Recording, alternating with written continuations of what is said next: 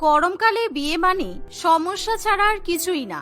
ঠিক এরকম ভাবেই এই বীভৎস গরমে প্রিয়াঙ্কার শ্বশুরবাড়িতে তার ননদের বিয়ে ঠিক হয়। প্রিয়াঙ্কার ননদ রিয়ার বিয়ে ঠিক হওয়ার ফলে প্রিয়াঙ্কার গায়ে যেন জ্বালা পোড়া ধরে, কারণ এই গরমের মধ্যে বাড়িতে অতিথি আসবে, তাদেরকে রান্না বান্না করে খাওয়াতে হবে, তাদের সেবা করতে হবে। তার উপর গরমের মধ্যে বিয়ে বাড়িতে মেয়েদের মেকআপ সব গলে গলে পড়ে যাবে।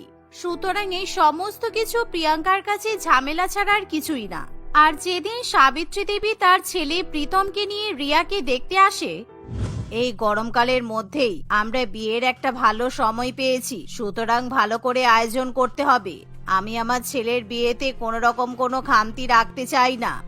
এই গরমের মধ্যে বিয়ে মানে তো বুঝতেই পারছেন, বিয়ে বাড়িতে এসি চললেও খুব কষ্ট হয়। আর তাছাড়া আমার মেয়ে ভারী লেহেঙ্গা পরবে, তার উপর গহনাগাটি পরবে, কিলো কিলো মেকআপ তো আছেই। সুতরাং গরমের মধ্যে বিয়ে হলে খুব কষ্ট হবে। আর এখন আবার আর এক জ্বালা হয়েছে, যখন তখন গরমকালে ইলেকট্রিসিটি চলে যায়। তাই যদি গরমটা কমলে বিয়ের আয়োজন করা হতো তাহলে কি খুব মন্দ হবে?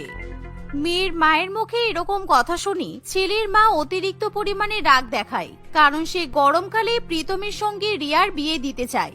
আর এর পেছনে সাবিত্রী দেবীর একটা বড় অভিসন্ধি আছে। না না দিদি, এখন সবকিছু ঠিক হয়ে যাওয়ার পর আপনি একথা বলতে পারেন না। আর আমি ছেলের মা,